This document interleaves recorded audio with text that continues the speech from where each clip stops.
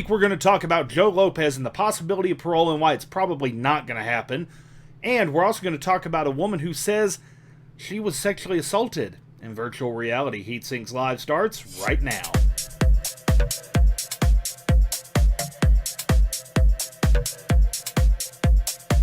This is Heat Sinks Live with Boleo.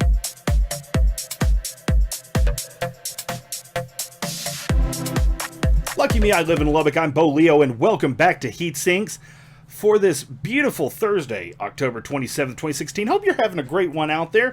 Got a few things to talk about tonight, but we're going to start off the show with a bit of news that this is going to be sensitive for some people, and there are going to be some people that will probably totally bash me for what I'm fixing to talk about. But I think that it's important that people know more about this topic and how it works. Tonight we're going to talk about Joe Lopez of Grupo Mas. As most of y'all know, back in 2006, he was given a total of 32 years in prison to run concurrently, which means they run together, amounting to about 20 years in the Texas Department of Criminal Justice for multiple sex offenses involving a minor. So he was found to be guilty by a jury of his peers, and that's that. There's a number of people out there saying that he is innocent, he will be exonerated. When that happens, that's a great thing. But as far as we have to look at it now, as a court has found him guilty, he is guilty until something comes along that can prove his exoneration. I'm not saying that Joe Lopez is guilty or not guilty. The court has already made that determination. So it's not my place to say, hey, yeah, the guy did it, the guy didn't do it. Now, where do I come from on this? I'm not an attorney, but I am a paralegal. I am a member of the College of the State Bar of Texas Paralegal Division. I also hold an Associates of Applied Science from South Plains College in Paralegal Studies. I worked for 3 different local attorneys in the past, doing both criminal defense and family law. And in addition, I have had some close people in my life that have been victims of TDCJ and the parole board and the parole system and how that works in Texas. So do I think that I can discuss this topic? Yes, I do. So here we go with it. Okay, so Joe Lopez came up for parole this year for the first time. Just yesterday was the first day he was actually eligible. Now, one of the common misconceptions is that as soon as you come up, they meet with you, the board meets immediately about you. No, that's not true. The board, on average, takes anywhere from 30 to up to 120 days from the date of your first eligibility to even review you, except for some bizarre circumstances, which I'm not going to get into because they don't apply here. So they have anywhere from 30 to 120 days, give or take, to basically pull his file. Now, here's the thing. Joe Lopez will never meet the parole board. In Texas, the offenders never talk to the parole board. The parole board doesn't talk to victims, DAs, cops, judges, attorneys. They accept letters. They accept documentation. That's all they accept. And because of the insane amount of inmates in Texas, which is over 160,000, the average parole board member only has about a minute and a half to 2 minutes to look at a file before making a decision. Now, the way the board works is that there are regional offices. Each regional office has 3 voting members. And this is how the process works. People, including the offender, can submit documentation on why they should be paroled, what kind of support they're going to have, what kind of living arrangement they're going to have, jobs, all that good stuff. So basically, you've got 3 people, and this is why. The first member votes yes. The second member votes yes. It's automatically done. First member votes no. Second member votes yes. Third member votes yes. It's done. First member votes no. Second member votes no. They're done. First no, 2 yes, 3 no. They're done. That's all there is to it. And they make these decisions. The last says statistics that I read from the United States Department of Justice, which date back to 2013, said that with the number of parole board members in the state of Texas and with the sheer number of offenders, they can only spend about a minute and a half to 2 minutes on a file. So they're not even getting to know it. Most of the time, they will open your file, they will look at what's known as your instant offense, what you're there for at that moment is, and really that's about it. So, what would be the reasons that Joe Lopez could be denied parole? Well, there's a total of 11 approval denial reasons, okay? Now, some of these absolutely do not apply, and I'm not even going to go over them, but I'm going to go over the 3 that I think that are going to affect his ability to get parole, and these will be the reasons why he probably will not get parole. The first approval/denial reason is criminal history. If he was to be approved, it would state that the record does not include a documented pattern of violent or assaultive arrests or convictions. Well, unfortunately, he has assaultive offenses.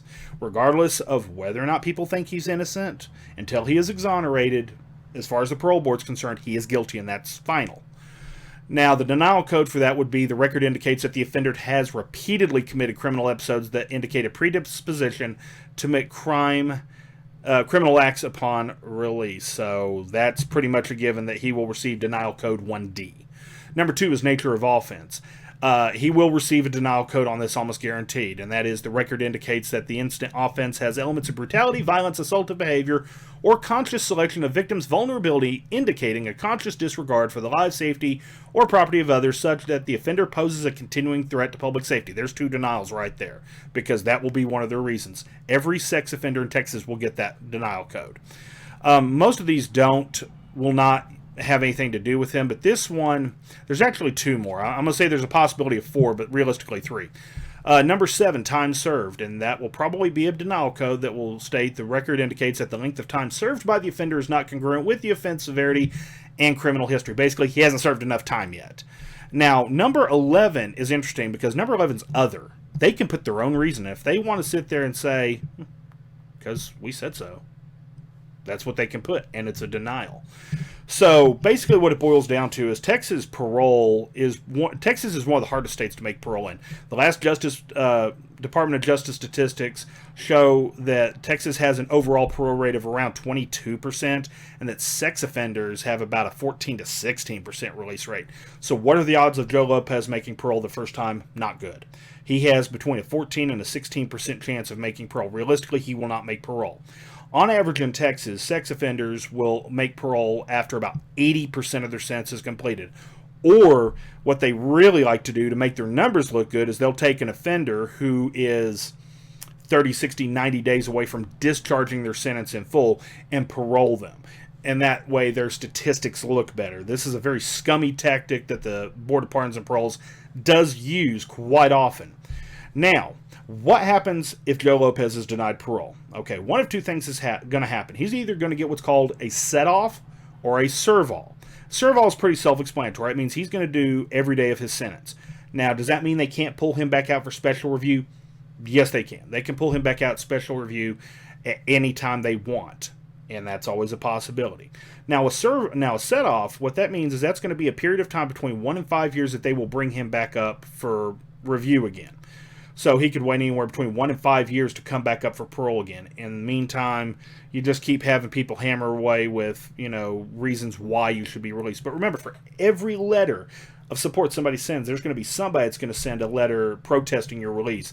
Mainly judiciary officials, police, district attorneys, the victims. So, do things look good for Joe Lopez right now? No, they don't. They realistically do not look good right now. Of course, everybody wants to hope that he is released and he is exonerated, but the realism of the legal world is that he will probably do anywhere between 16 and 18 years of his sentence before he is released, unless, of course, he is exonerated while he is in custody. But basically, folks, I hate to sit there and say that he's probably not going to make parole, but realistically, he's just not going to make parole. And I wish I could tell y'all something different than that, but the statistics are not in his favor. Now, if he is exonerated, then obviously he pops out immediately. But for now, all his supporters can do is just hope and pray for him. And, there's always that chance, because the parole board has been known to release people that in some cases shouldn't have been released, in some cases should have, but for the most part, TDCJ is a business. They want inmates there. If they don't have inmates there, they don't make money. And believe it or not, Texas prisons are a money-making operation. I'm not going to go into that. If you ever want to find out anything, Google Texas Correctional Industries. That'll tell you everything you need to know. All right, and moving on, Mike G. y Los Reales. I tell you what's going on. So, this past weekend, Mike G. y Los Reales finished up their sophomore CD. And I'm going to tell you right now, folks, y'all are in for a real treat. Of course, Mike G, known for such great hits as Long Tall Chuco, actually, I really like that song. And he's got a whole brand new CD. They just finished it up. And of course, when we get closer to time to release that, we will be talking to Mike G. And of course, these guys are going to be all over the place traveling in November and December. Got a couple of really big shows lined up, including a big one in Houston that's a total surprise right now. We're going to keep that one kind of under wraps for now. But so they finished that up, and we are definitely proud of Mike G for knocking his sophomore CD out of the park. And once again, as soon as we get closer to releasing the CD, we're going to talk to Mike. We're going to post some of his new music on here, and we're going to give you all a chance to see what it's all about. Some great conjunto right there. Of course, at the end of the show, you'll have my Google Voice number. I also represent Mike G, so if you're looking for somebody totally different to play, he does private events, he does the nightclubs, whatever, give me a holler, and we will definitely get you set up with him.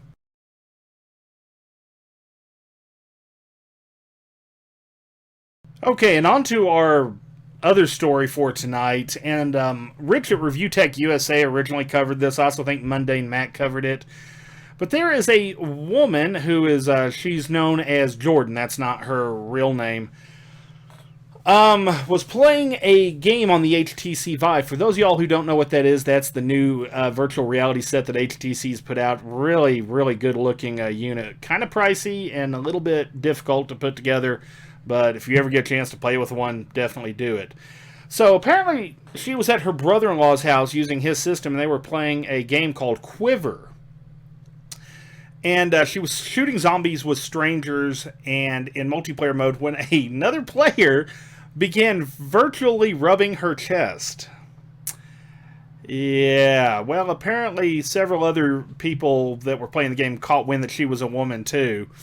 But the woman claims that she's been sexually assaulted 3 times in her life, twice in real life and once in virtual reality. Now, I'm not going to try to downplay sexual assault. That's a real serious thing. But she's saying that one of her comments that she made is, "I've been groped in real life once in a Starbucks in broad daylight. I know what it's like to happen in person. The shock and disgust I felt in Quiver was not too far off from that." And apparently this guy kept chasing her around and making grabbing and pinching motions near her virtual chest. And even began to virtually crotch rub her. So apparently, this post has caught a lot of attention. Of course, the most disturbing for some people being that the strangers who told her she was making a fuss about nothing. Now, is the guy that did this a total and utter douchebag? Yeah, he's a douchebag. Is what he did illegal? No, it's not. Hate to say it. This is virtual reality. It's not reality. Now, obviously, since she has been the victim of this before, obviously, these were big triggers for her. But let's talk about this for a minute. Is sexual assault in the virtual world the same as it is in real life? No, it's not. It doesn't mean it doesn't have an effect, though, because obviously this woman's already been traumatized in some way, shape, or form. But if she was that bothered by it, I will say this. She could turn the game off. I mean, you can try to report the guy. It's not going to do any good. But I just sit there and I'm like, you know what? I see her point, and I also don't see her point. I see her point because obviously these prior assaults have traumatized her to some big extreme where even just the thought of it. So what's going to happen if somebody just accidentally runs into her on the sidewalk? Is she going to freak out and start screaming assault? There was nowhere in the 3 or 4 different versions of this story that I read that said that she's either gotten help in the past or is seeking a counselor or a therapist, but it sounds like she needs to. Once again, I'm not justifying this douchebag's actions because he was pretty fucking douchey for doing that. I think that, it's not cool. But for her to sit there and make I think she is making a bit of a huge fuss. What she probably should have done, turn off the game, and maybe she needs to seek some help. I mean, whether it's in the form of a therapist, a friend, what have you. But is what the guy did sexual assault? No, it's not. Not by any current definition under the law. It's not sexual assault. And I feel for the woman. I do have sympathy for her previous assaults, but the thing is, we're becoming so just as a society, every little thing bothers us now. Every little thing is a trigger warning. Everything makes us sensitive.